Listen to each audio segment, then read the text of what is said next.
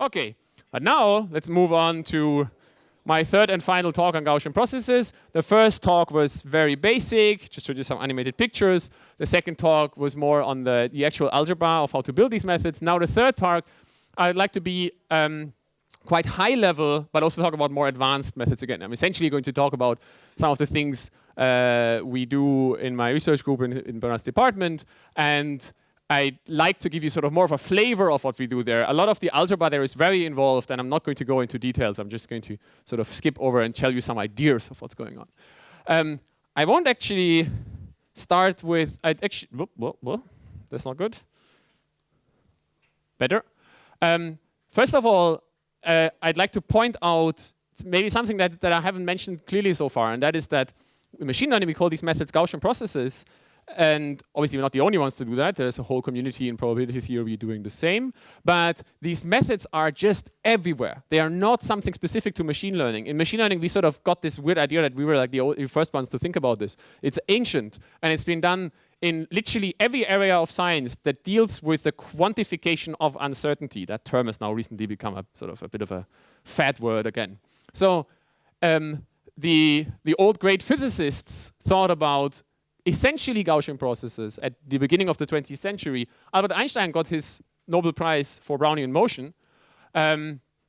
Actually, did he? I'm not sure. Photo effect, Brownian motion, photo effect. Okay, it was his annus mirabilis. He did photo effect, Brownian motion, and theory of relativity. Brownian motion was way up there. So the process he thought about was the Ornstein-Uhlenbeck process or the Wiener process, depending on how exactly you frame it. That's a Gaussian process. It's a specific type of Gaussian process. You've already seen it in action over the course of the talk. In the theory of stochastic differential equations, there's this, well, essentially every stochastic differential equation people study, with very few exceptions, is essentially a realization of a Gaussian process, or it involves some Gaussian process driving a stochastic process somewhere. That means that this theory is also very important for control theory, because the theory of controlling stochastic systems is essentially the theory of using Gaussian processes to track what's going on. And you've already heard the term Kalman filter lots of times over the course of the summer school. This is, as I showed in the very first talk, a particular kind of algorithm that falls out of a Gaussian process model if you make a particular kind of covariance assumption, which gives particularly good linear algebra structure to your covariance matrix. Filtering in signal processing doesn't always involve Gaussian processes, but it sometimes does. If you do least squares filtering, then you're essentially running on some kind of Gaussian process model. Now, in other communities, this term doesn't always show up. That's mostly for historical reasons, because these communities often came up with these models before they were called Gaussian processes. So in geostatistics, there's something called kriging, which is named for a South African undergraduate student called Kriege, who did this to used this kind of method to perform regression on the density of, I think, gold or some kind of ore in the ground. They still use this, they still call it kriging because they think it's just older than Gaussian process regression. They shouldn't be forced to call it Gaussian process regression. In statistics community, we already realized that there is kernel-rich regression, which is also least squares regression, a special case. I just mentioned the Wiener process. There's something called, in probability theory, called a Brownian bridge, which is a very particular, special kind of particularly constrained Gaussian process. So you can see these algorithms show, this kind of model show up all over the place. Why? Because Gaussians are providing the connection between uncertainty and linear algebra. And we're not the only ones who like linear algebra and uncertainty. So everyone else has come up with very similar models. Now, today, I'll tell you some of the connections, something about the connection of these models to numerical methods. And for that, I have to first take a step back. Let's forget about Gaussian processes for one slide. And let's talk about much, much more high level about what a machine learning algorithm actually is. So in this institute, we study intelligent systems. That's what the title says. An intelligent system is more than just a learning machine. It's a machine that learns and then interacts with its environment. And here is my cartoon picture of what an intelligent, like the current state of the art of an intelligent system mostly boils down to. It starts with some data, D. That's observed, which is why it's a black node. This is essentially sort of a directed graphical model, but don't take the notation too seriously. Which is why the arrows are bent. Right? So I observe some data. I'm going to use this data to build a model of the world and then influence the world. How do I do that? Well, this model is going to involve some variables x. Those are the things I actually care about. Those are the things that describe the world. We've had these before. These are these plots of functions, parameter vectors, and so on that we had on previous slides. Ideally, over those, I'd like to have some probability distribution belief, some uncertainty, measure of uncertainty, because you're a good scientist, you want to have an error bar. So you want a posterior, right? Some probabilistic posterior. How do you do that? Well, you have a prior, which involves some parameters, and then you use Bayes' rule. Using Bayes' theorem essentially amounts to solving a big integral. It's a quadrature problem. Now, in machine learning, we have an entire toolbox of how to solve these integrals. These are methods that we call variational inference, or EP, or maybe message passing if it's analytic. We also do MCMC, which is essentially quadrature. Maybe we use some numerical quadrature rules. We do this very rarely, but sometimes we do, for particularly simple integrals that we know how to do. In the end, we're solving an integral. That's what we're doing. And this involves using a numerical method. Unless you're lucky and you can solve your integral in an analytic way. And the reason for that is that you've chosen a particular model, which is sort of a very peculiar way of approximate integration. You sort of chose the model such that the integral is easy. Now, that model also has some parameters. We need to fit those parameters, because sort of by definition, I call them parameters because they're sort of so far up the hierarchy of the model that you cannot solve an integral over them anymore. If you could, you just call them a variable and put them in here. Right? So how do we do inference on these parameters? Well, we fit the model. We perform hyperparameter inference, maybe by maximum likelihood, maybe by cross-validation, by some kind of optimization procedure. If you're using an SVM here, then this part doesn't matter and you're just doing optimization. Okay, then maybe you're just sort of moving around the role of our parameters between x and theta. How do you do optimization? Well, you call fmin in MATLAB, or minimize, or minfunc, or whatever your particular framework is you're using.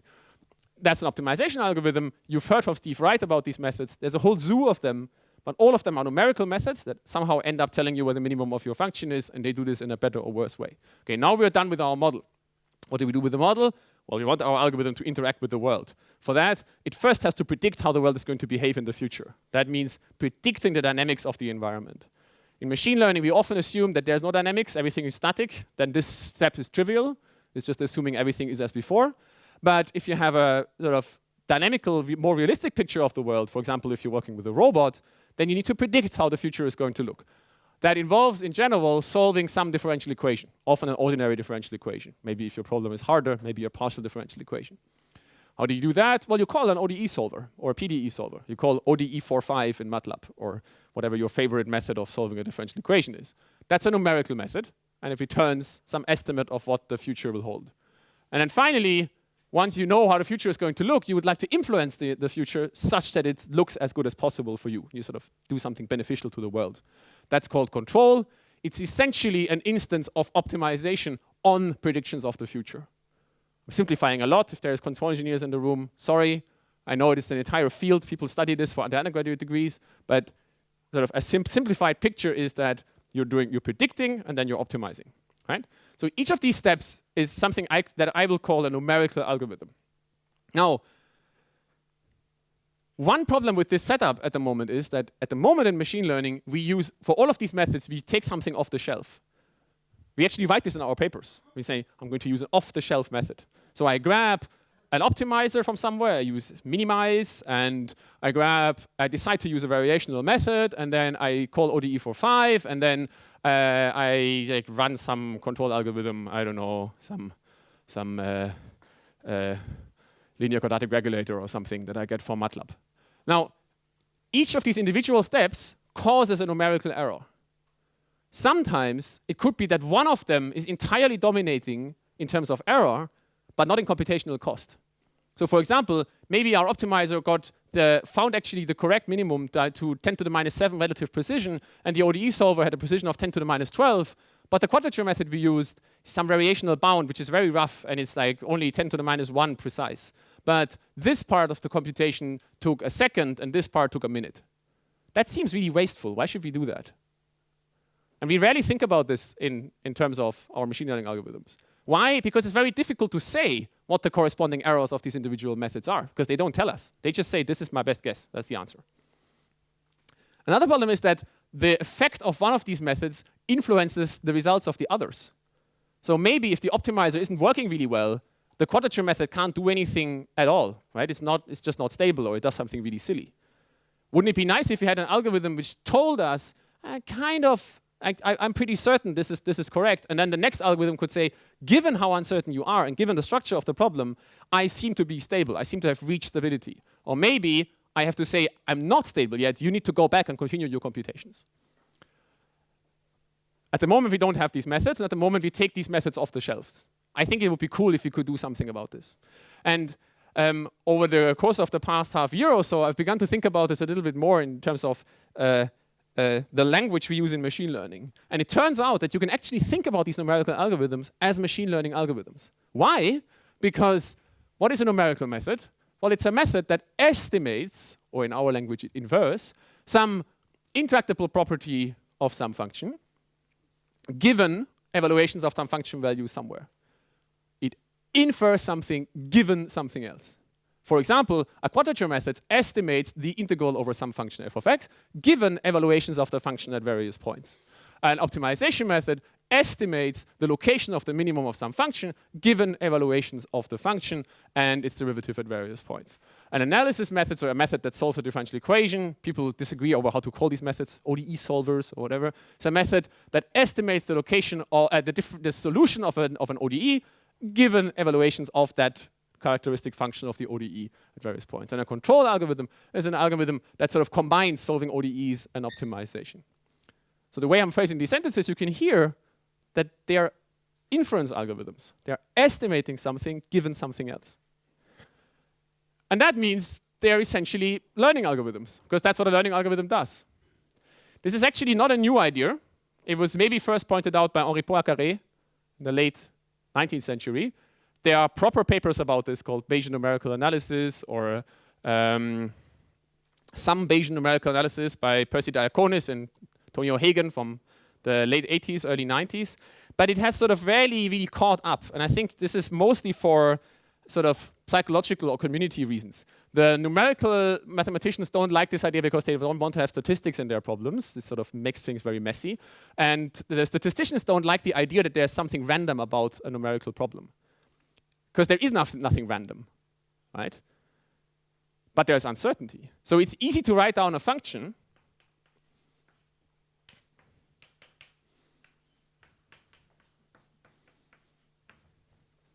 that's a function that your computers can evaluate in, I don't know, a millisecond or less than a millisecond. And you can evaluate them everywhere for any x on the real line. There's nothing stochastic about this. It's just one function. It's deterministic. Your computer can tell you exactly what the answer is up to numerical precision. This question, it cannot answer. So what do? You don't know what the answer is. You're uncertain about it.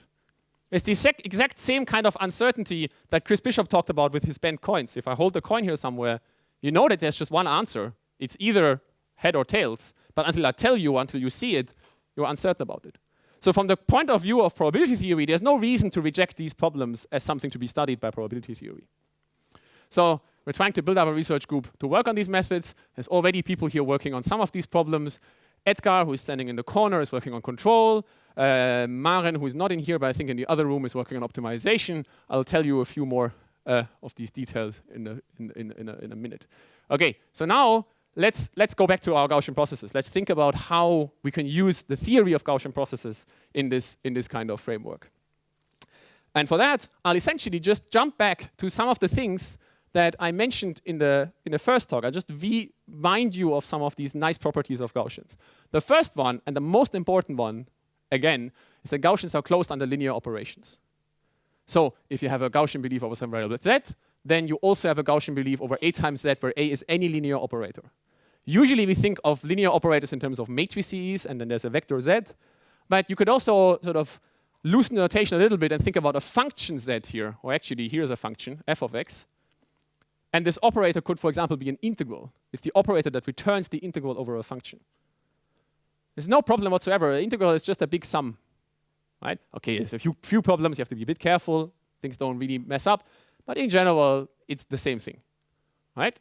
So that means if you have a belief over a function that is a Gaussian process, you also have a Gaussian process belief over the integral over that function. And you can combine these kind of observations with each other. So here's an example, yet another animation. This is a Gaussian process prior over some function, this green thing in the background. And these yellow sort of markings here are Gaussian beliefs over 3 different integrals. It's actually a joint belief over these 3 integrals. So if I integrate the function from here to here, I expect to get the value 0. That's what this circle here means. That's because this prior means 0. So if you integrate a 0 function, you get out a 0. And you get this kind of uncertainty. That's the integral over this kernel describing this Gaussian process from along this distance, doubly integrated. Right? It's the covariance between the variance of this integral observation.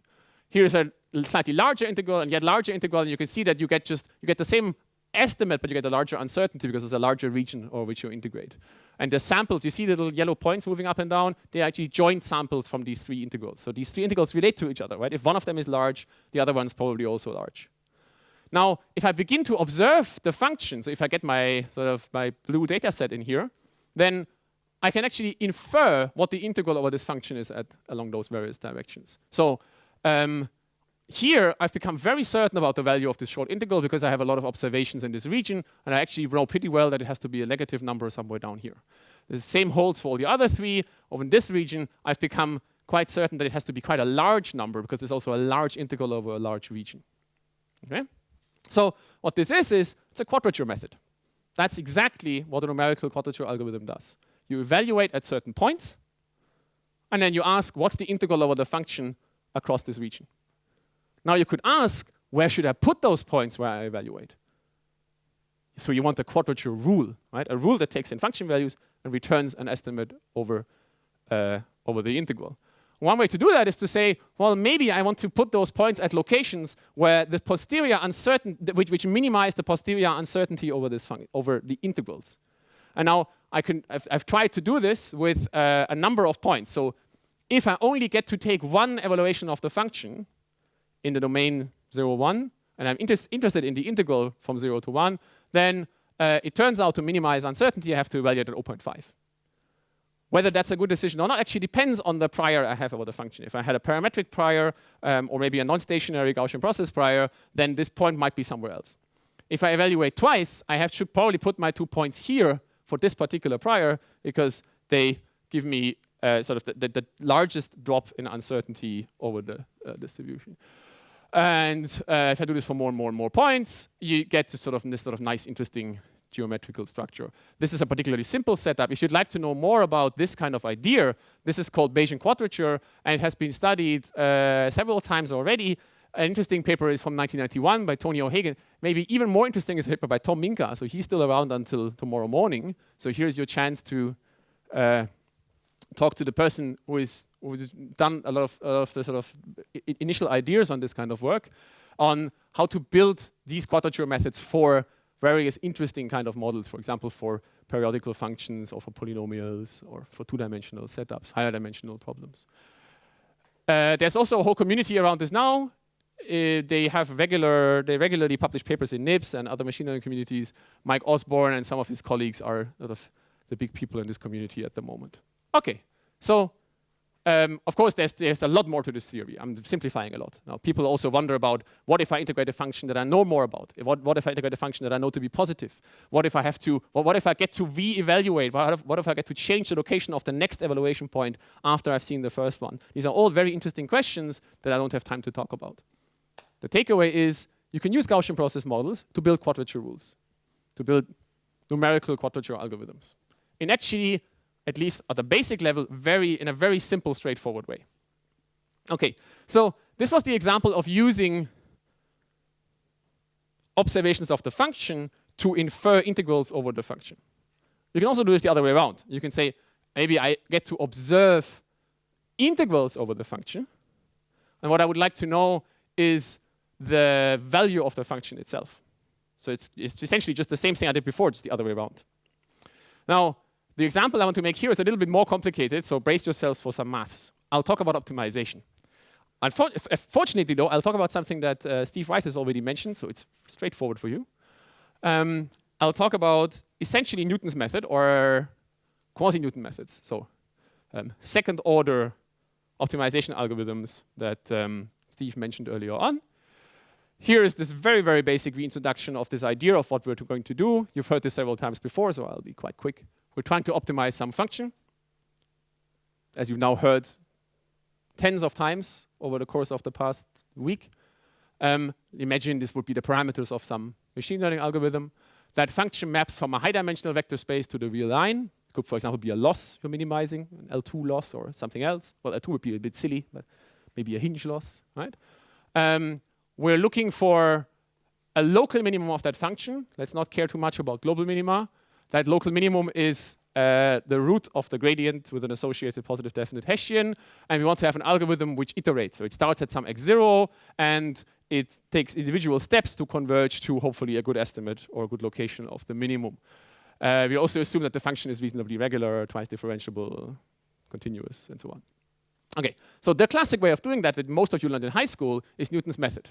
So this is a simple set of iterations that Steve mentioned. So at time xt, at the location xt, you do a second order approximation of the function. That second order approximation involves a linear term, which is the gradient, and a quadratic term, which involves the Hessian. So this, I'll call this here the Hessian. I'll call this matrix B. This is a matrix of size n by n.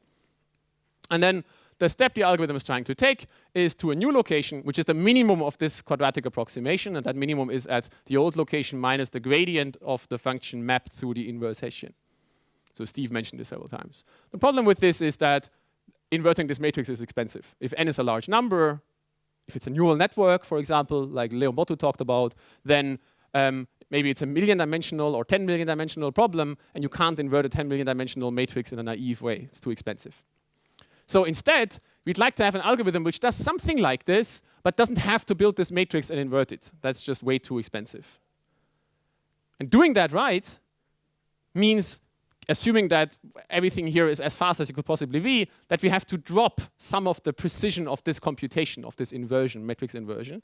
We have to throw away some of the knowledge we could get if we only had the time to get a faster algorithm. And the way to do this, one way to do this, is our quasi-Newton methods. These are the methods that Steve talked about as well. These are famous and have been around for 50, 60 years. BFGS is one of them. There's lots of other rules as well. DFP, there's one called SR1, there's one called Broyden's method, there's one called Powell symmetric Broyden's method, and so on and so on. Lots of them. What they do is these are methods that estimate what the Hessian is, or actually they estimate what the inverse of the Hessian, of the objective function, is at the current location. Now, how do they do that? Well, that's the interesting bit. They say, well, I don't actually ever want to evaluate the Hessian. That's too expensive. So instead, I'm going to use the gradient evaluations, which I get anyway as part of computing the gradient, for example, for gradient descent, to construct an estimate over the Hessian. Right? How do I do that? Well, the change in the gradient, that has something to do with the Hessian. The change in the gradient from one point to the next is, by a second equation, sort of roughly the same. This equal sign here is actually wrong, but I'll just sort of assume it's right. Roughly the same as the actual Hessian times the difference between those two locations. That's a sort of a second equation. Well, I'll make this equal sign here because I'm going to say this is an estimator for the Hessian that I want to construct, which actually has this property. That's how I'm going to decide how I want my estimator to be. Now, I'll actually call this vector here y, I'll call this vector here s. That's exactly what Steve did as well, so you already know all this notation. He also used b, by the way, so it's exactly his notation. Okay, so a problem is that this is a vector, so there's n numbers in here. This is a matrix, there's n squared numbers in there, roughly. So that's not enough. This observation is not enough to construct an estimator. So Steve said in his lecture, well, let's find an estimator which does as little as possible. It only incorporates this knowledge and then nothing else.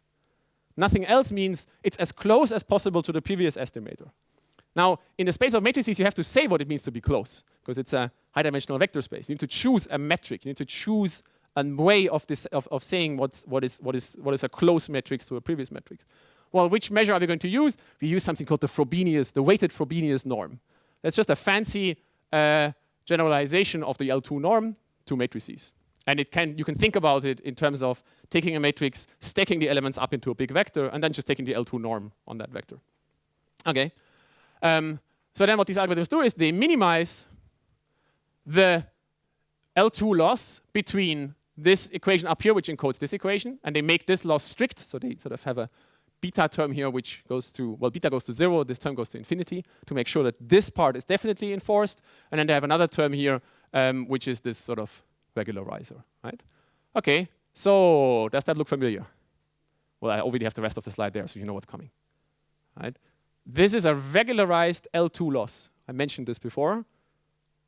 It's the log of a Gaussian posterior. So you can think of what this method does as Gaussian regression. And this is your BFGS. This is the thing that's running probably on your phone somewhere and in your optimization algorithms that you call in Python and in MATLAB and so on. These things are around. They are not some abstract theory. So once you've realized that this is essentially a Gaussian posterior, you can start thinking about what's going on here. You can say, oh, okay, that's interesting. So now I can start thinking about all the things I know about Gaussian regression. Can I make use of these? Can I do, for example, non-parametric regression on this problem? Can I maybe, as I just realized, right, since I just noticed that I can actually infer integrals, sorry, I can infer functions from integrals. Can I use this kind of idea here? Yes, I can. To sort of save you the trouble of thinking about it. Because what is this here? That's the difference in gradients. What's the difference in gradients in terms of the Hessian? It's the integral over the Hessian. The Hessian is the derivative of the gradient. So if you observe two gradients that are connected by a line, then their difference is the integral, the line integral over the Hessian along something. So it's exactly this kind of setting, right? So we can use this kind of theory to build a non-parametric version of quasi-Newton methods. So this is sort of a scary math slide. I'll just throw this all away. This is, Maren has to deal with this. You don't have to worry about it. Lots and lots and lots of linear algebra. But in the end, you get out an algorithm which constructs a Gaussian process posterior over the Hessian function of the objective function everywhere. And the amazing thing is you can do all this in the same computational complexity as LBFGS, the algorithm that Steve recommended for second-order methods. It's sort of more expensive by a multiplicative constant, but it's the same complexity. You can apply it to large-scale problems. Here's one thing that this algorithm can do that BFGS can't do. Yes, question?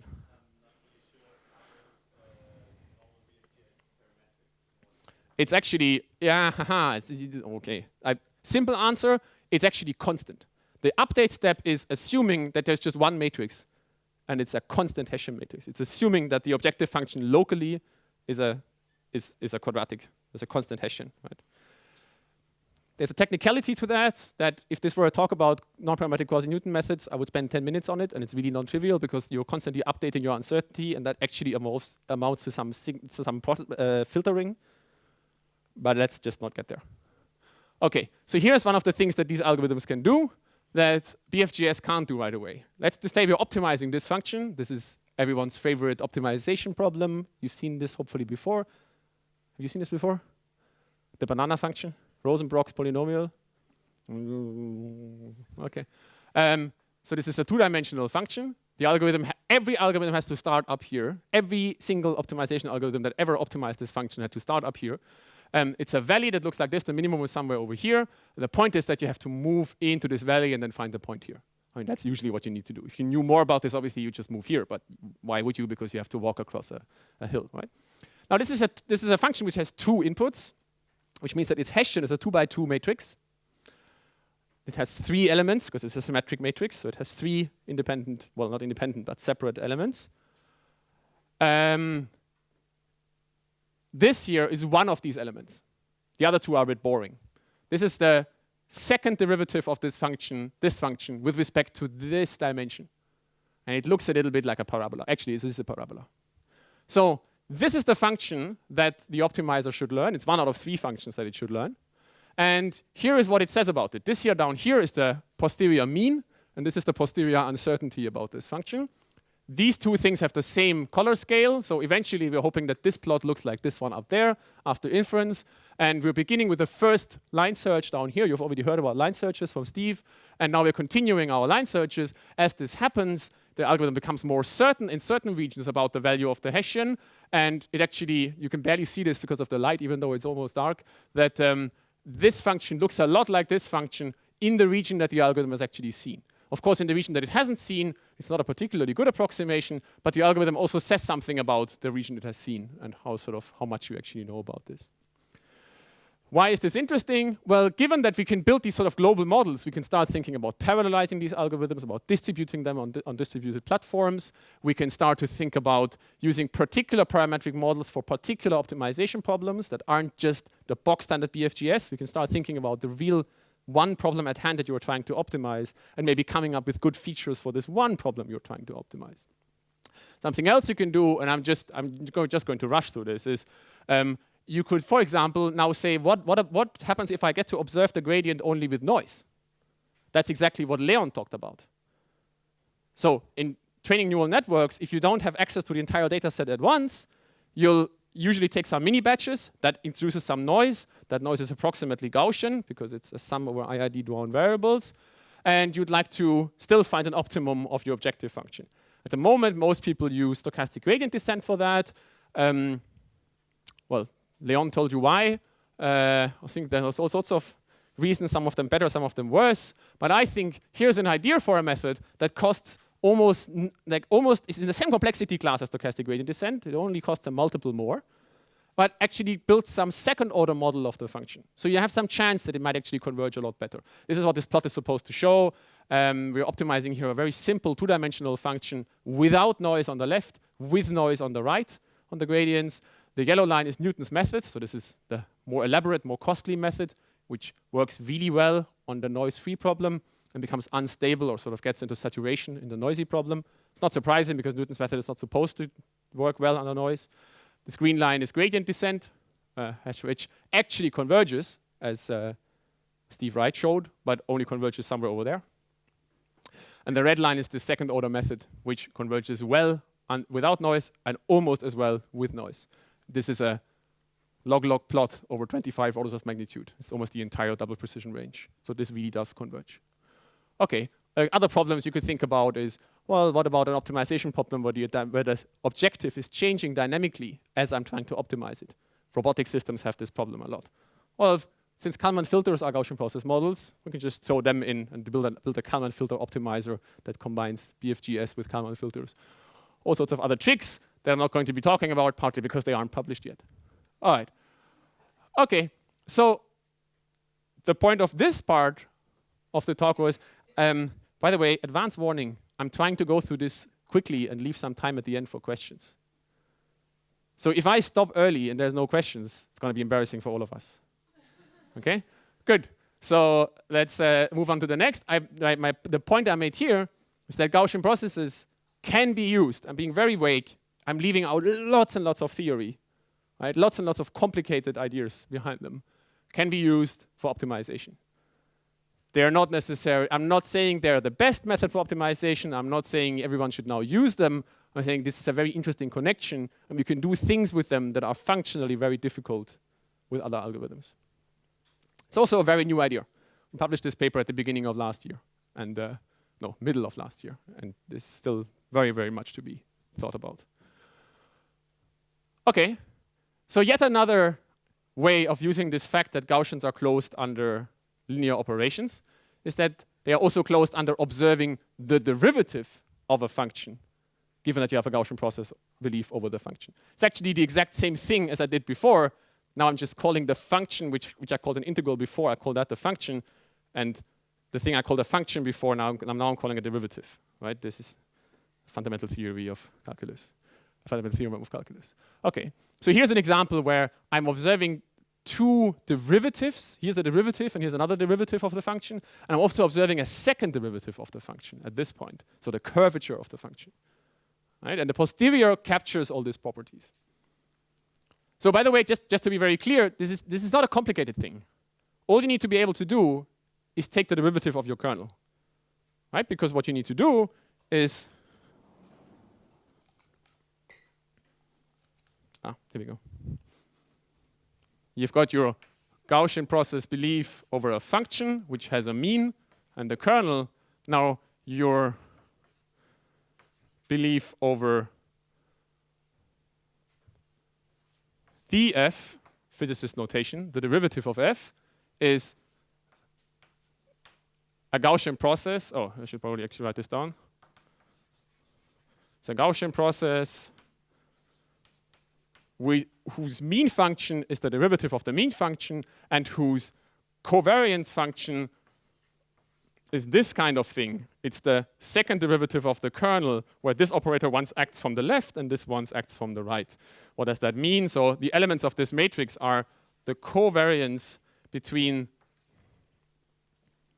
df by dx and df at location x prime by dx prime is the second derivative of the kernel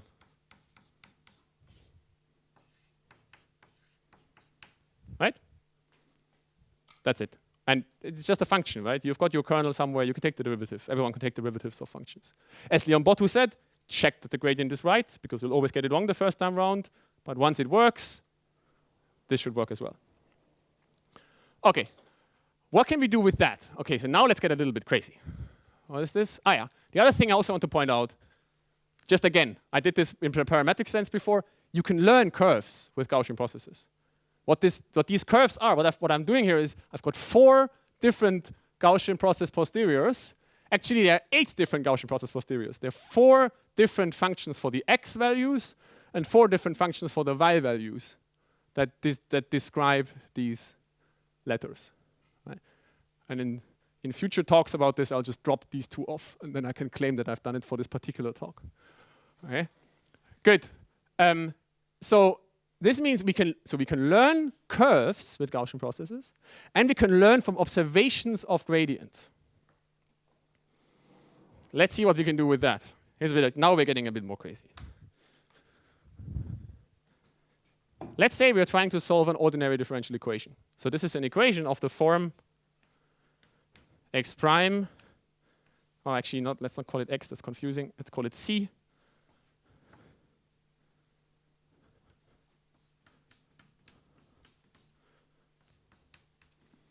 This sort of form. So C is a curve.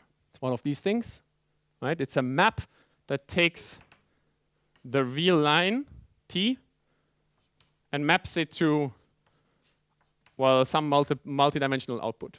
So in this case, it's a 2-dimensional output. Okay. That's what a sort of typical ODE looks like. How do you solve ODEs? Not analytically. I mean, okay, so you learned in your undergraduate courses how to do it analytically. How do you do it numerically? MATLAB? Very good. That's the correct answer, actually. Which function would you call in MATLAB? ODE? What? Someone said ODE something in MATLAB. ODE 45. Okay. Does anyone know why they are called ODE 45? Yes, it's the Runge-Kutta method. It's actually a very specific Runge-Kutta method. It's called the Dorman-Prince pair. It's actually a very smart method. I can tell you more about it if you ask me a smart question at the end of the talk. But Runge-Kutta is sort of the thought process, sort of the sort of bookmark you should have in your head for looking up these methods. What do these methods actually do? They're magic, right? They solve ODEs. So to solve, what is this equation? It's an equation that says if I only know where I start at time t equals 0, then this equation tells me what the derivative of this function is at this time 0. So maybe I can take this derivative to sort of move a little step. Say the function probably sort of moves in this direction. Now I'm just going to evaluate this f here again. I'll just guess that this is the correct c.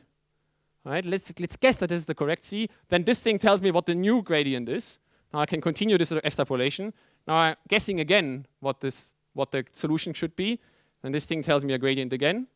This is called Euler's method. This is like the simplest possible Runge-Kutta method.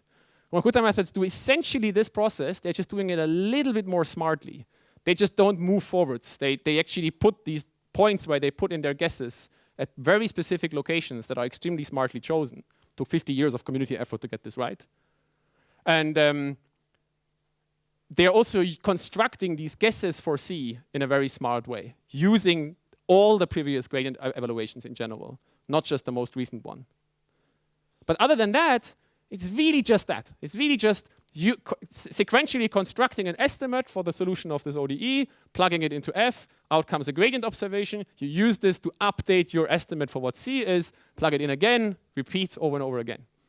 And after a while, their guess for C, for the solution of T, is just a weighted sum over the evaluations of the gradient at some particular locations. Smartly reweighted. It's a linear method in the observations. Sounds familiar, huh? So let's see what we can do with that. So here's an idea of constructing an algorithm using Gaussian processes that does something similar. I'm not saying it's the same as Runge-Kutta methods. It has a certain semblance. It's not the same thing. I'm also not claiming it has the same good properties as Runge-Kutta methods. It's just a crazy idea. Maybe it's actually not so crazy, because it's not my idea, so I shouldn't say it's crazy. So let's say we're solving a boundary value problem. So we know that we're looking for the solution of an ordinary differential equation, which starts at this point and has to end at this point. The actual application we're using this for here is to find the geodesic on a Riemannian manifold. So we're looking for a function which minimizes the distance from this point to this point on a non-Euclidean space whose metric is defined by this data set here. All very complicated. You don't have to understand this. We're looking for a curve that goes along this sort of S-shaped thing. And we don't know that that's the right solution. Okay, we started with a Gaussian process prior for these curves. This is one prior that we just sort of wrote down. And you see these samples sloshing around. They're exactly the same kind of plot you've now seen several times. Now, this red line here in the middle, that's a mean guess. That's essentially our best guess at the moment for what the solution of this ODE is. So now let's, at some point along this red line, let's say this is our best guess. Let's plug this in here. Let's evaluate the function at this point. That gives me an evaluation of the derivative of the true function. I can use this to update my belief over the true curve, because it's exactly of this form that I showed before. It's exactly of this kind of form, right? Okay, but when I do this, when I plug in my best guess for the function, I make a mistake, because it's not the correct function, right? There's something I'm doing wrong. Well, how much am I wrong? Well, that's what the prior uncertainty is for, hoping that it's a good prior uncertainty. It's actually a meaningful one.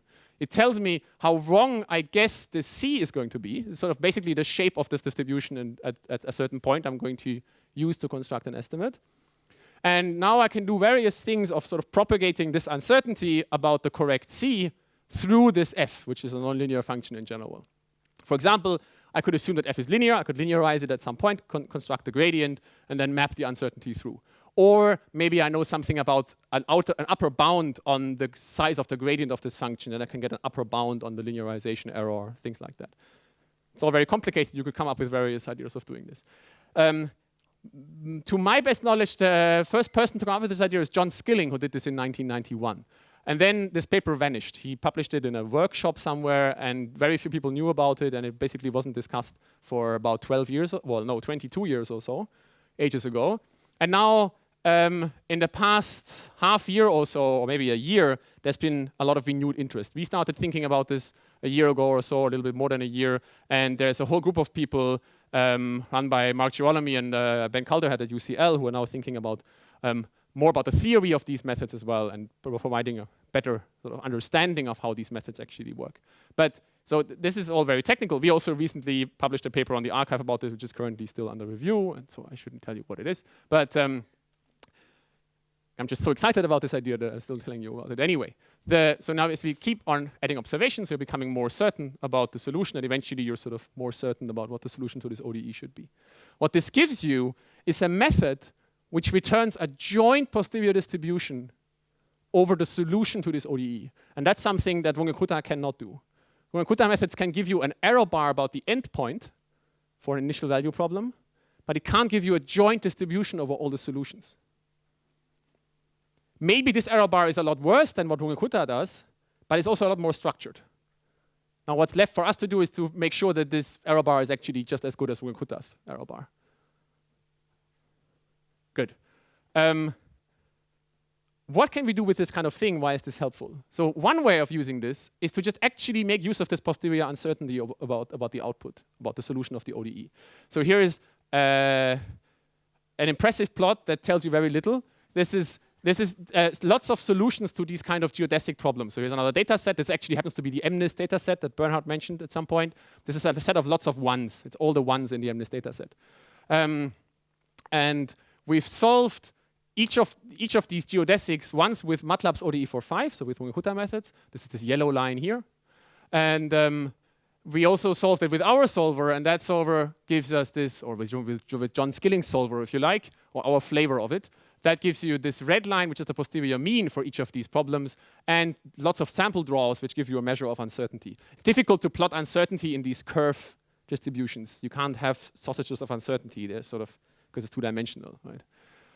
So what you notice is that some of these problems are very simple. So this one here is a short one, and you don't see any samples around it or any mean because they are all hidden behind this yellow line, because the algorithm is extremely certain about what the solution is. Another one is up here. It's a simple problem, so it's easy to solve. We're very certain about the output. Here's a very hard problem where we're very uncertain about the output. So this is the kind of setting that I mentioned at the very beginning. Imagine you now had an algorithm that followed after this, that wanted to use the output of this algorithm. It could take this posterior output and say, well, if you're this uncertain about what I'm actually supposed to do, I'm just going to do this much work, because after that, I'm not adding anything to the uncertainty or to the certainty anymore, because I'm completely dominated by your uncertainty. What about the other end? The other end is even easier. You just make you just describe the problem to be solved in terms of probability distributions, in particular in terms of Gaussian distributions, because that makes things easy. So here's a setup where we are solving a boundary value problem with an uncertain boundary value. So we don't know where this curve has to end. It just has to end sort of in this region, up to Gaussian uncertainty. You could also have this at the other end. You could also have Gaussian uncertainty on each point, on every single point of this f. What would that be? That'd be a Gaussian process over f. And it's called a stochastic differential equation. So you could try and use this method to solve stochastic differential equations. Hasn't been done so far, but it's a very interesting question. Now you could have an algorithm that sort of sitting in front of this, which is already putting out an uncertainty. So for example, maybe this is a quadrature method. Maybe it's a GP quadrature method that says, I'm Gaussian uncertain about the problem you're supposed to solve. And then this method could say, well, if you are this uncertain, then this is the joint distribution over the output, which is actually a joint distribution over the solutions and your true input. So I could really sort of wiggle the solution here a little bit, and all those solutions would wiggle in a joint way with this input. So now you're really getting closer to a closed pipeline of uncertainty in a machine learning algorithm, where the individual numerical elements of your machine learning algorithm are uncertain about the problem they're trying to solve and talk to each other about the uncertainty they have. Okay?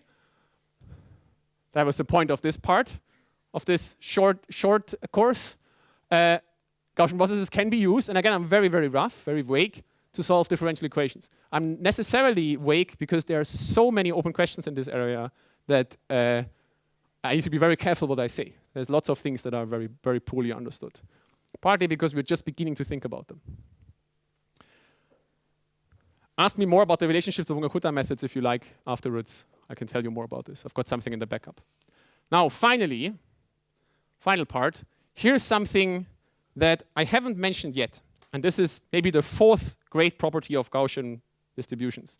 The first one was that Gaussians are closed under projection, so under linear maps. The second one was that they are closed under conditioning, so under cutting through a Gaussian distribution. The third one was that they are closed under multiplication. So that's the idea behind message passing and belief propagation. The fourth one, I'm really bad with four. The zeroth one is the fact that for all sorts of historical reasons, we know all sorts of integrals over Gaussian measures. So that's a bit vague. Let me tell you what I mean by that. Let's say for some reason we know that there's this nonlinear function here, which is this red curve in the middle. And we want to evaluate it at some point. But unfortunately, we don't actually know where that point is that we're going to evaluate in. We're uncertain about the input to this function. We're Gaussian uncertain over it. Then this kind of uncertainty here, which is a Gaussian uncertainty, if you map it through this nonlinear function, actually just the mean, I think, in this plot, or is it? No, it's actually through the entire uncertain distribution. Then you get this kind of yellow distribution out, which is not Gaussian, clearly, right? Because if it happens that this input is over here, then there's a whole wide region where the function is flat, so there's a high chance you'll end up over here in this little bump, and if this happens over here, then we're very likely in this one, and this region is where the function is very steep, so it's unlikely that we'll end up in this point. Okay, so propagating uncertainty through these kind of nonlinear functions is not straightforward. And this kind of computation is very expensive. So what I did here is literally I just drew lots and lots of points from this green distribution, and then for every single one of them, drew a set of Gaussian functions, sort of multiplicatively mapped it through all of them, and then build a histogram. This is what you get over here. That's very expensive. You can't always do that in an inner loop of some machine learning algorithm. But it's a sort of thing we need to be able to do if we're going to propagate Gaussian uncertainty through machine learning algorithms, because they are also going to do some nonlinear computation, so we need to be able to get through this. We might also be uncertain about this function, just like in this way. We might have a Gaussian process belief over what the true function is, and this should also be part of this computation. Now, this is where we get back to some of the ideas that Ralph and Tom and Chris and Zubin talked about, approximate inference.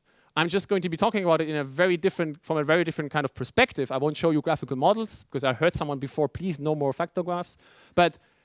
So there's no graph here, but the idea is very similar. I'm looking for something that matches the moments of this distribution, the mean and the variance of this distribution. This might well be a multivariate distribution if you had a multiple output model, and then this would be a covariance over a higher dimensional space. Okay? Now, how do we do that? Well, what we need to compute is, let's say that if you could write this function as a linear function over some weights and some features, which is exactly what we've done so far. For Gaussian processes, there are just infinitely many features here. For parametric models, there's finitely many features here. Then constructing the mean over this function is, well, the expected value of f of x under a Gaussian uncertainty over x is something we can easily solve if we can solve this integral, right? Because this w falls out of the integral, the sum can be exchanged with the integral. So as long as we can do this kind of computation, we're safe, right? That gives us the mean. To get a posterior covariance, not a posterior, get a moment matching covariance for this distribution, we also need to be able to compute these pairwise terms in integrals.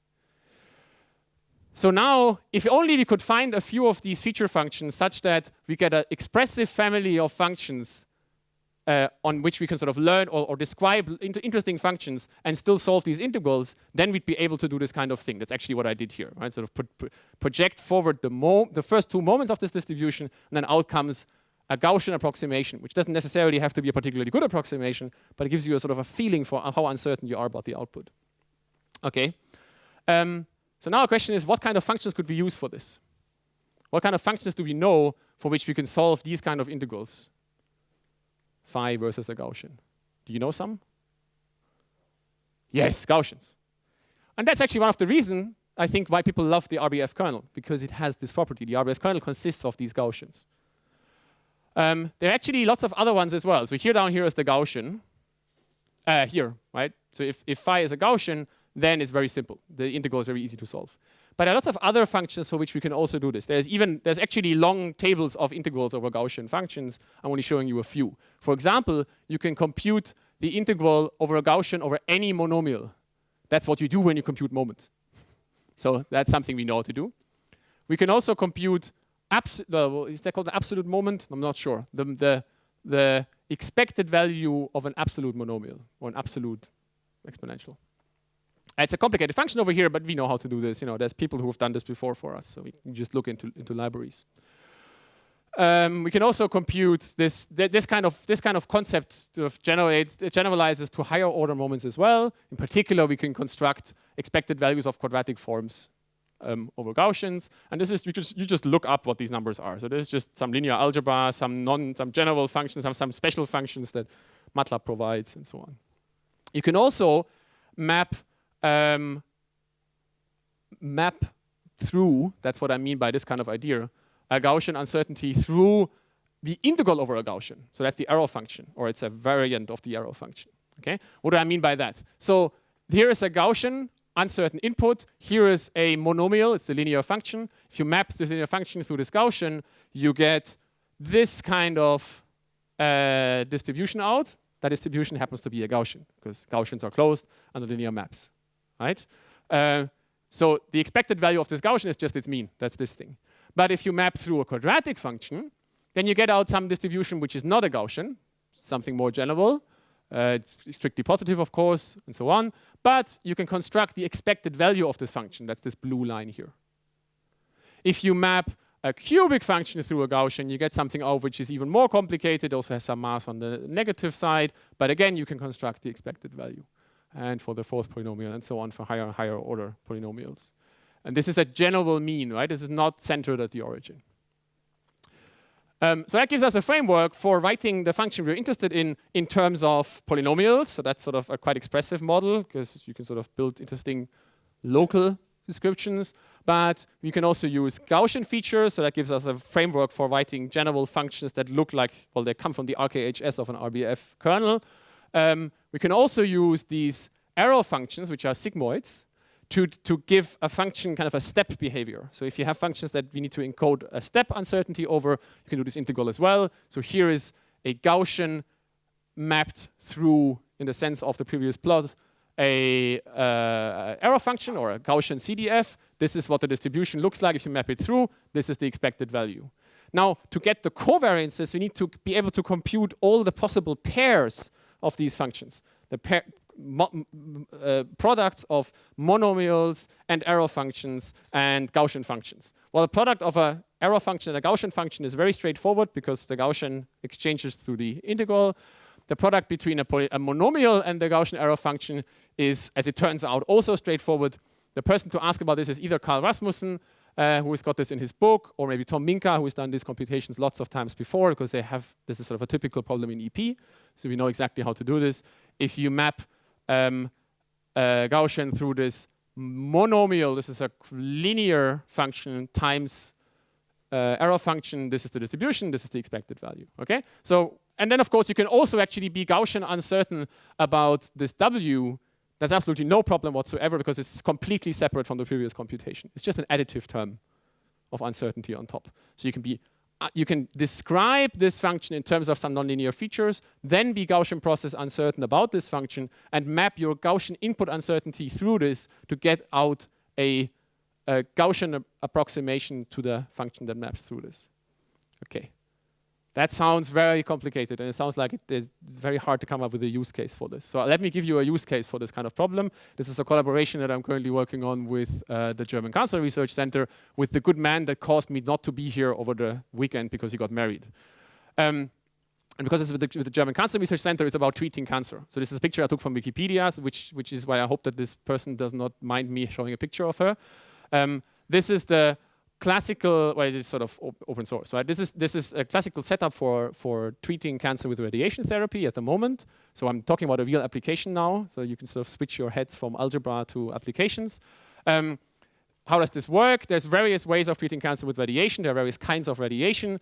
The most widely used one is X-rays, hard X-rays, so very high energy photons. There's also treatment with protons and even heavier ions, carbon, and so on. Here's a machine that generates a hard X-ray beam that shoots through the patient's body, and it's ionizing radiation which kills tissue. Ideally, you want to shoot through this body in such a way that you kill all the harmful tissue, you kill the tumor, and you don't kill anything else. Right? That's the whole point of this kind of treatment. How does this work? The setup is that you first take a picture CT image or maybe an NMR scan of the patient. This is actually a healthy patient as far as I understand. It's just a picture from Wikipedia, but you sort of get a feeling for what these images look like.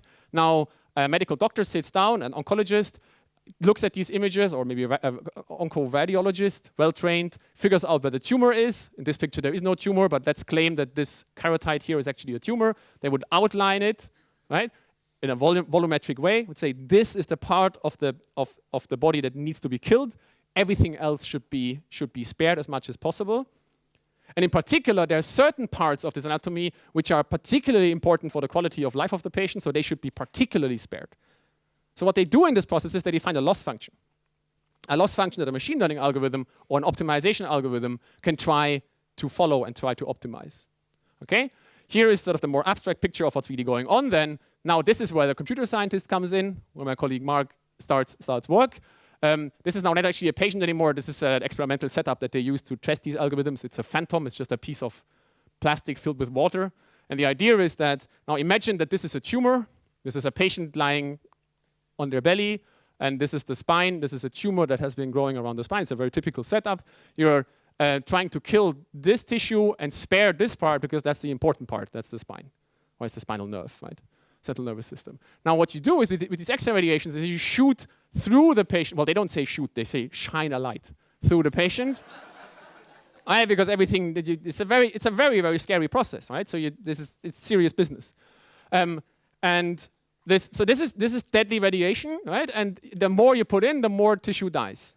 So unfortunately, though, this is not sort of a magical process where you can make energy materialize in some part of the body without first traveling through the rest of the body.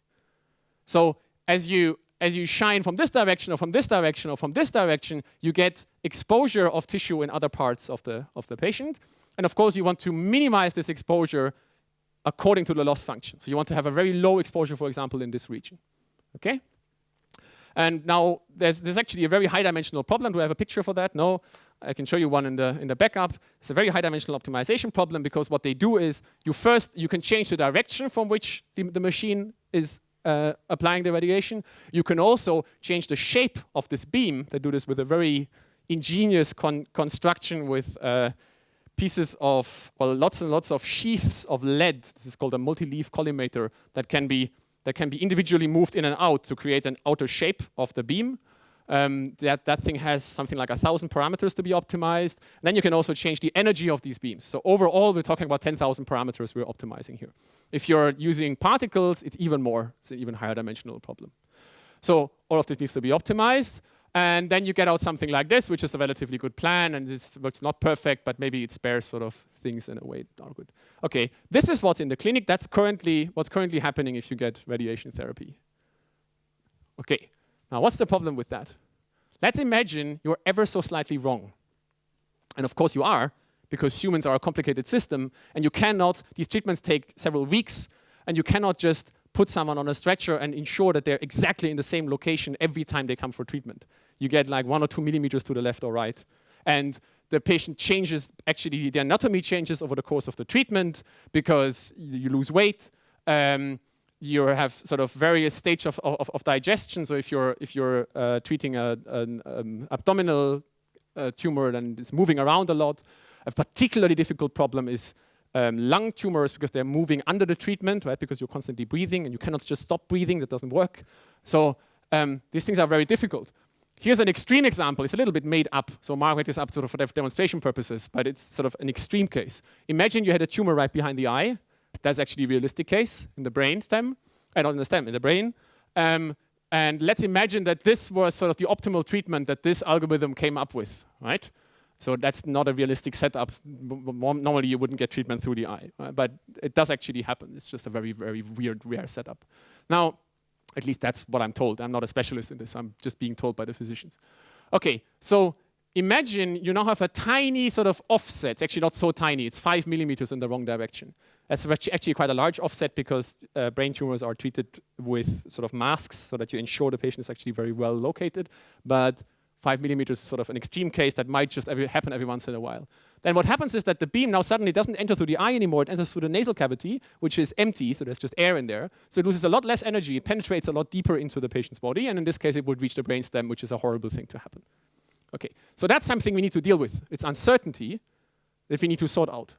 And I think, so this is maybe not your classical setup of machine learning because there's not much sort of learning from data, but it's dealing with uncertainty in a data set. It's a very complicated nonlinear setup, and we need to deal with the uncertainty in the setup. I think that's part of our job as well. Now, the kind of situation we have here is I've actually on purpose left out all the maths. So the loss function we're trying to optimize is actually a nonlinear function because it's a description of the physical process as particles enter the body. And those of you who have studied physics know that interaction between ionizing radiation and matter is nonlinear. right? So the kind of problem we have to solve, and I'm being super, super hand-wavy here, is exactly the one that I've showed you before. It's exactly this kind of problem, right? This is your uncertainty set, uncertainty in the parameters of the problem. This could be the lateral position of the patient, left or right, up or down. It could also be a joint distribution over all the voxels describing the patient's body as they're breathing in and out and they're jointly moving around. So it might be a very complicated setup. And this is the nonlinear function that describes the physical process. In this particular setup, we actually know the function very well because it's a physical process that has been studied extremely well. So we know exactly what's going on. So we can construct approximations of this kind of form. This is the real cross-section of the interaction. So these crosses are actual physical measurements that have been made with very high precision in a physical setup. Now, we use these kind of Gaussian features, the ones that you all mentioned. You could also maybe use an arrow function, kind of step-like setup to get this overall shape here right. Depends on what exactly you want to do in this computation. To get an approximation to this function, which is this line here, which is a very good approximation, such that you can actually propagate uncertainty through this. You can now be uncertain about the input to this function in a Gaussian way and get out a approximate Gaussian distribution about the output. Does that make sense? Those of you who are still awake? Okay, good. And that gives you a measure of uncertainty over the treatment outcome in some sense. And this is what it looks like. So that's actually, I think, my almost final slide. So slightly complicated picture, but it's also lots nice and colorful. So if you don't want to understand it all, you can just marvel at the colors. So this is two different treatments. This one uses 7 beams, this one uses 3 beams. So it's 3 different directions. You can see them here, 1, 2, 3. And this one are 7, I think. 1, 2, 4, 3, 1, 2, 1, 2, 3, 4, 5, 6. I think this is 7 or so. And this up here, the first line, this is the classic setup. This is an existing optimization algorithm, which is deterministic. It makes no uncertainty assumptions. It just optimizes a sort of best guess scenario. Now the lower 2 slides, that's our version of this algorithm that returns a mean and a variance. So the mean is the expected value of the doses, and it's very similar to this one. It's actually not the same. It's a convolution of this one with the Gaussian, but it's very similar. Okay, so you sort of don't see much difference. The point of these plots is to argue that imagine this were the spine, then it would look like this is a better plan than this one, because there is lower doses in this sort of corner than there is in this kind of plot, right? But if you look at the uncertainty, which is this plot here about the doses, you'll notice that this plan has sort of manages to distribute uncertainty around in a much more different way, while this plan has sort of a dangerous hotspot of uncertainty right in the region that you're trying to avoid. So if you'd only had this picture, you'd favor this plan, but if you had those 2 pictures as well, now maybe you can start thinking about using something else. Now how to trade off these 2 things relative to each other is a different problem, and you need to think about it, and you can come up with all sorts of ideas. Okay? So, Gaussian processes, and that was my final point, can not just be used for optimization, quadrature, or solving ODEs. It can also be used sort of as a building block in propagating Gaussian uncertainty through non-linear functions. And that sort of closes this pipeline, because now we can, wherever we have an algorithm that isn't a Gaussian process, or maybe just is some nonlinear function, we can use this kind of idea to map Gaussian uncertainty through nonlinearities and retain, sort of map back into the Gaussian family. So that's how Tom talks about these, about EP. You're projecting back into the Gaussian family. You do something to the distribution which makes it non-Gaussian, and then to be able to continue the computation, you're projecting back into the Gaussian family by moment matching to continue the computation. Okay, with that, I'm wrapping up. I'm just going to go through all 3 talks that I gave again, very briefly. The first part was, actually the first half of the first part was the argument that the reason we use Gaussians is that they provide a linear algebra for inference, or they provide a connection between linear algebra and inference. Because products of Gaussians are Gaussians, because marginals of Gaussians are Gaussians, because conditionals of Gaussians are Gaussians, and more generally speaking, all linear projections of Gaussians are Gaussians.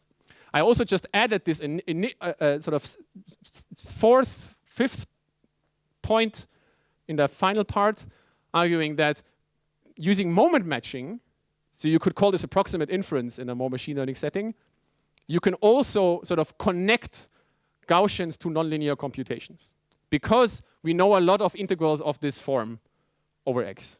There's a dx missing here. The second part was that you can use parametric nonlinear features with a parametric description of a function to learn nonlinear functions. And here, as an example, I'm just showing this Wiener process, sort of approximate Wiener process step function set up from before. Then, well, this is a posterior, and we realized that, in fact, you can use infinitely many features through some limit process where the sum turns into an integral. And it's possible to do this without actually having to do an infinite computation, thanks to all the work of the kernel community. So we know how to do this very well. This is in many ways a more powerful model than this one, because it has infinitely many degrees of freedom, but it's not dominating these kind of models entirely. Why? Because kernels are sort of, in a sense, they are more restricted because you're only allowed to use a kernel that's actually a positive definite kernel. Where features, you can use whatever features you like. You can use any kind of function you can come up with. So it gives you a little bit more freedom in your modeling description. So to build a good, well-working Gaussian process model, you probably have to combine some features with a non-parametric framework to get a good model out. I've already said this and this and this. Now you have to figure out how to set the hyperparameters of this model. This is a non-Gaussian kind of computation. So typically what we do there is use maybe an MCMC algorithm or do maximum likelihood, or sometimes for some particular kernels, it's actually possible to do some of these integrals in an analytic or approximately analytic way. So this is something I didn't talk about, but it's actually an interesting thing to try. Then I showed you this example with my own body weight, in which I argued that you can try to figure out individual nonlinear effects, in general nonlinear effects, and separate them out from observations of sums of these nonlinear effects. There are also certain kernels which are actually universal. So that sounds like it's a very powerful, it is actually a very powerful idea, but it's not magic. It's actually, you still have to think about the prior assumptions they make, and you have to think about the convergence speed and the sort of implicit assumptions, which can sometimes be quite subtle. And then, in the last talk, I mentioned that Gaussian processes are essentially at they're sort of a fundamental concept in the theory of what I like to call probabilistic numerics. By the way, there's a website I mentioned somewhere, probabilisticnumerics.org, which just consists of 2 pages so far. I'm hoping we're going to be able to contribute to this quite soon. How do we do this? Why are Gaussians important for this kind of role? Well, we're trying to construct numerical algorithms. A numerical algorithm is an algorithm that turns a complicated computation into lots of simple ones. It breaks them down. And that usually means linearization in some flavor or another. And Gaussians are sort of the framework for linear computations. In particular, they're closed under differentiation and integration, which means that you can learn about a function from observations of its integrals or its derivatives, or learn about integrals given evaluations of the functions. They can also be integrated against a relatively expressive set of functions, which doesn't just include Gaussians, but also various other functions, and that can be used to build sort of algorithms that map uncertainty through nonlinearities, including, so this all sort of leads to a whole toolbox of potential algorithms for quadrature, for optimization, for solving ODEs, and for sort of building a closed pipeline of computations in which the individual numerical parts of your machine learning algorithm can hopefully begin to talk to each other a little bit more. Thank you.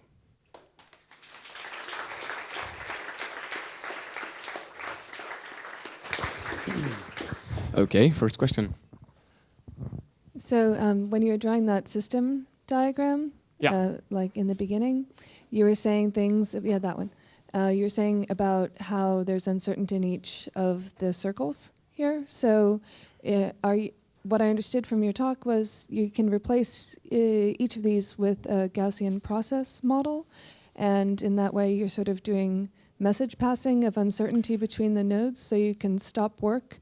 In some sense, yes. Okay. So that's actually a very good way of sort of wrapping it up. So I'm sort of thinking of, in terms of, there's a little, I don't want to call it a black box, a little gray box in here, which isn't actually a factor in a factor graph. So no, I'm actually not entirely sure, but I think it isn't. I would be surprised if it were. So is an algorithm. It's an entire sort of maybe it's the kind of super block that Valve talked about yesterday, where you subsume an entire computation into a bigger block and say something is happening in there. And in this case, it's an optimizer, or in this case, it's a quadrature method, or in this case, it's an ODE solver. It does something non-linear. If it does something linear, then it's trivial. But if it does something non-linear, then if you put in a Gaussian here, then out comes a Gaussian on this side. So it doesn't in general, right? For a general nonlinear computation, there's not a Gaussian coming out. So what we're trying to do is come up with approximations such that we get an approximate Gaussian out that makes sense, some kind of approximation. And usually, I think it's going to be moment matching if it's possible. Yeah. Yeah, and then it is almost, it's very similar in flavor to what EP does, right? So in EP, you also have a factor here. There's a function here which is nonlinear. Yeah, actually, maybe it is exactly that. It's just a very complicated function. It's not just a step function or sort of a simple function that you would normally think of a factor graph. It's a complicated thing. It's an iterative process that runs something, and out comes not just a point estimate, but a Gaussian distribution. Yeah, very good point. More questions? In the example where you're propagating the Gaussian error through the function, you were saying it's hard to calculate the complete histogram, but propagating just the moments is easy. But I guess why propagate just the Gaussian error, right? Like this, you could propagate just a few points and then approximate that with the Gaussian process itself, right? And then have a fairly decent estimate, perhaps, of the vertical diagram there. So that's okay. So there is a way of doing essentially what you were saying, right? You could say if I would like to map from the parameters of this uncertainty here. So these are two numbers in this particular case. It's a mean and a variance to a distribution on the other side, and that's a nonlinear map. And I need to parameterize this distribution in some way. So you're probably right that this could be done with a bit of work with some sort of Gaussian process algebra, but it's not just sort of returning this line here, right? It's a line as a function of how uncertain you are here and where you. So if I move this around, if I move this thing to the left and right, then the shape of this thing will very drastically change in a very complicated kind of way. And essentially, that's what you have to capture, right, to do this right. And maybe that's possible, yeah. I'm not saying it's wrong, but it's also maybe not as straightforward as it sounds at first. Yeah. So this, again, numerical maths usually means that it's something that happens on the inside of your algorithm, in the inner loop, right? You rarely call fmin as the very top of your algorithm. You call it somewhere in there, or you call ODE 45 somewhere deep in your algorithm. So you need something that is very fast. These kind of algorithms are different in their sort of feature requirements from typical machine learning algorithms. So in machine learning, we want to have algorithms that can do very fancy things. They can create cool plots. They can work with surprisingly structured data sets, and that gives you a good NIPS paper. In a numerical problem, you want to have something that's robust to set up problems, or sort of robust over a large class of problems, and one where you can sort of, well, in particular, you want one where you get very low computational cost. You always have to think about how many floating point operations you're going to need. So in optimization, for example, you cannot accept anything that leads more than a linear number of computations in the size of the gradient, the size of the problem. Maybe quadratic, but then it's already kind of tricky. It's similar to this one here. So here, if you know that you can write this function sort of in a way like this, the number of computations you have to do is linear in the number of these features you use here, not more complicated than that. Maybe in the observation room has some questions. Or so far, so good. So maybe I can generate some random question. So, could you draw from the process? Okay. So you mentioned at some point that Gaussian processes are not only the technique that you can use to solve the numerical problem. So then what do you think is the key benefit of GP over other approach? Over other approaches?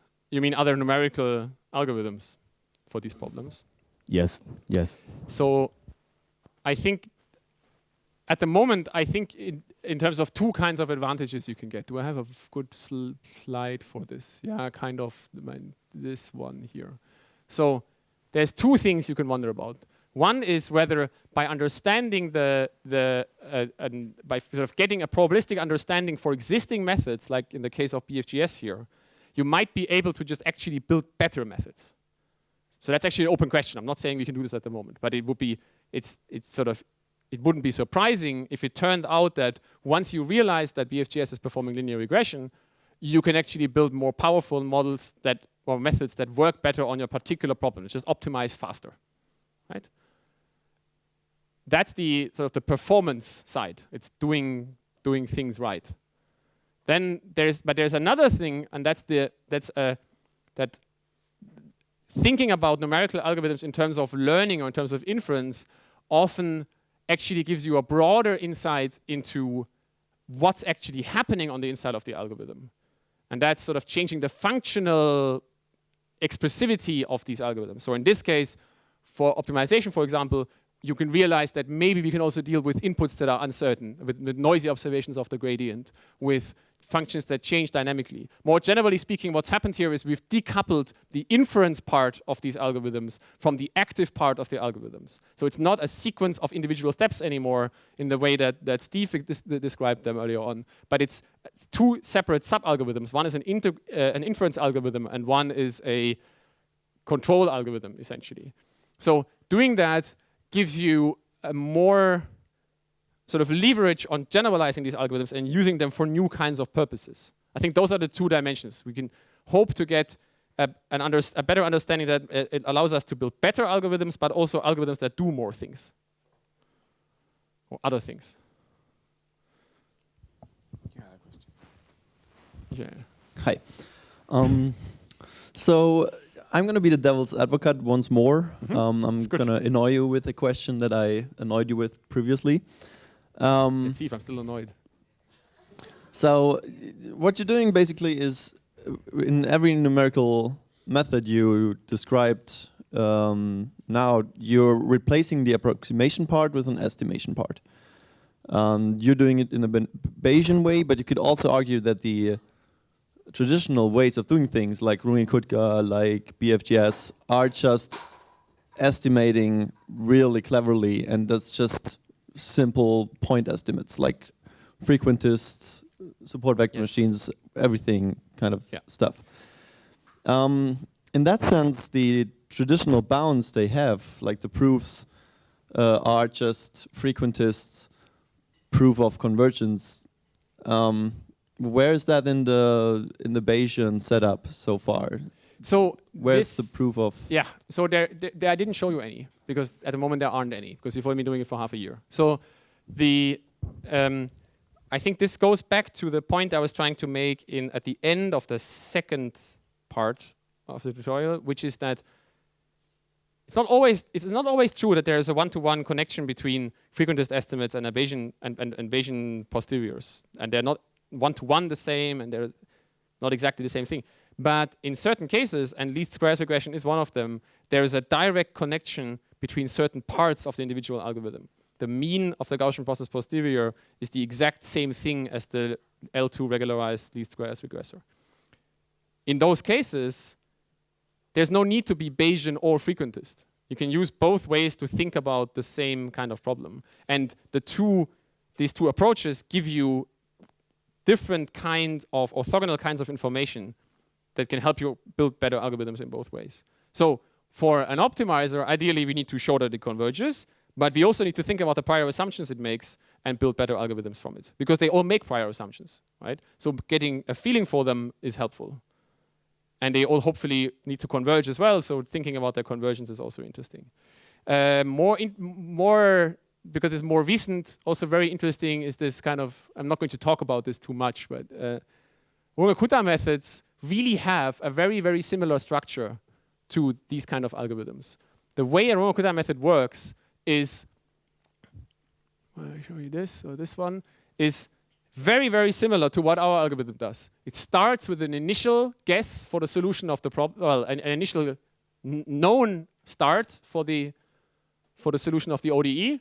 You plug that in, that gives you a new derivative. You use this derivative in a particular way, with a particular weight in front, to get your new estimate for the solution.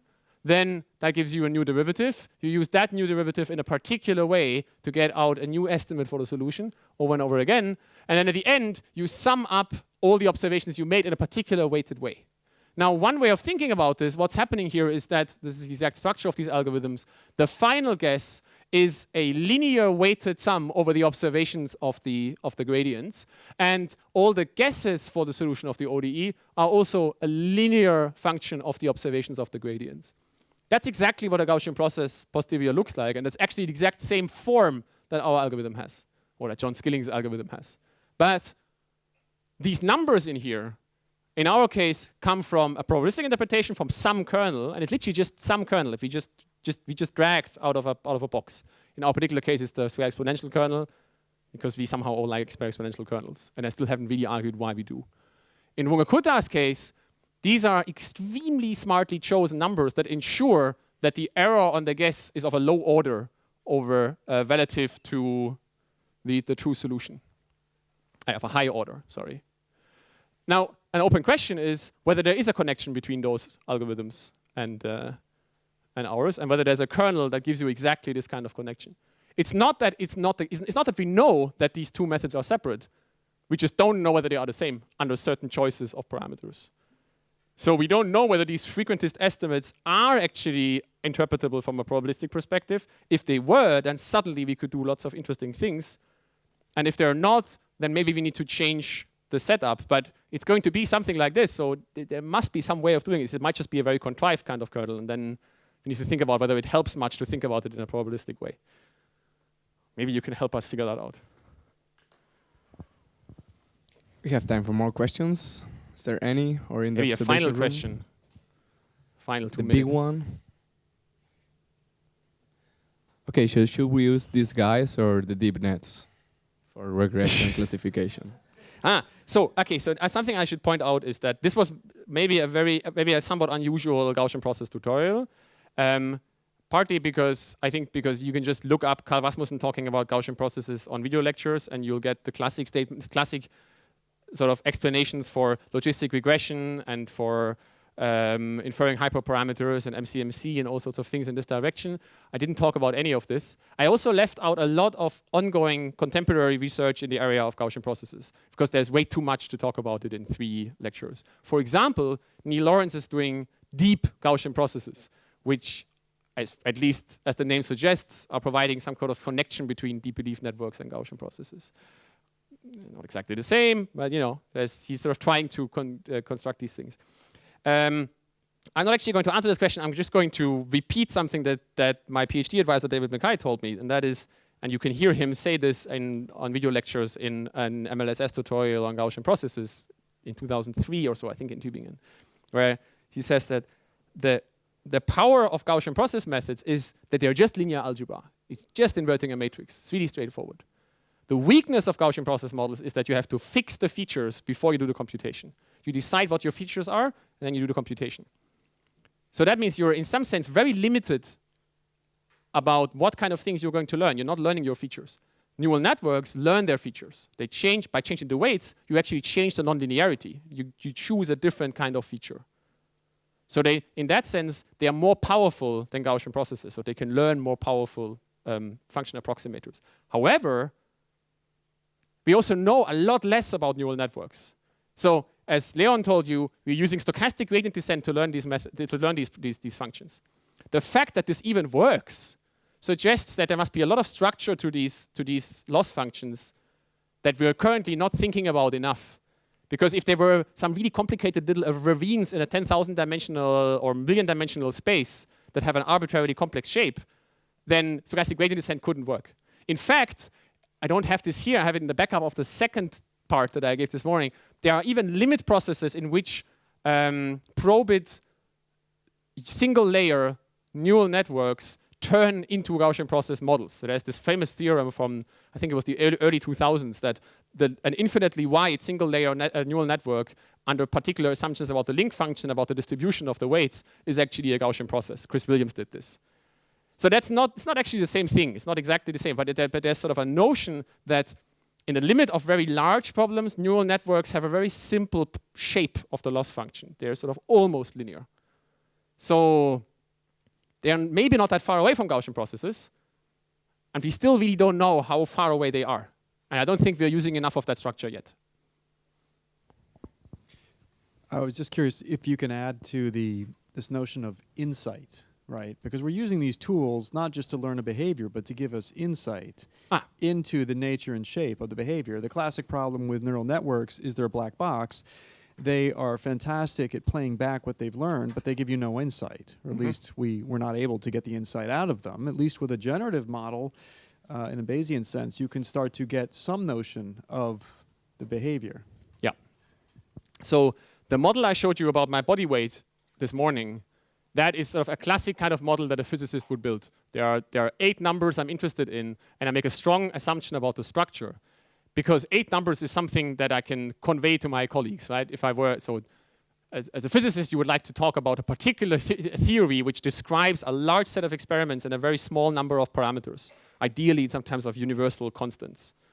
And this doesn't just hold for physics, it holds for all sorts of all areas of science. So in psychometrics, sort of the theory of studying human personalities, there are also these models that have 5 parameters that describe human personality, like the openness, conscientiousness, extrovertedness, agreeableness, and neuroticism kind of model, for example. That's not because human personality has 5 dimensions, it's because 5 numbers or 5 traits is something that someone can write in a letter of correspondence from one psychologist to the other and send it in with the mail.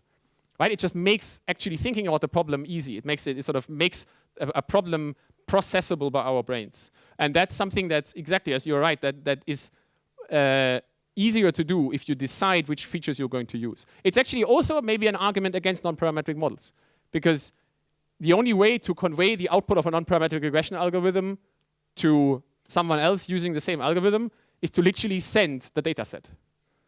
So you're not, in some sense, and the hyperparameter choices, right? In some sense, you're not actually simplifying the problem. You're just moving it from one place to the other. At the same time, that's also the power of these methods, because they're not throwing away information in that sense. They're keeping all the data points around. So you're right. If the problem is, if you're solving a task that involves simplifying the problem, breaking it down to smaller set of sort of descriptions, then you actually want the features not just to be something random that a neural network learned. You want the features to be something that makes sense to the human brain. And maybe then they don't even have to be right. They just have to be easy to understand. Is that a good finishing point?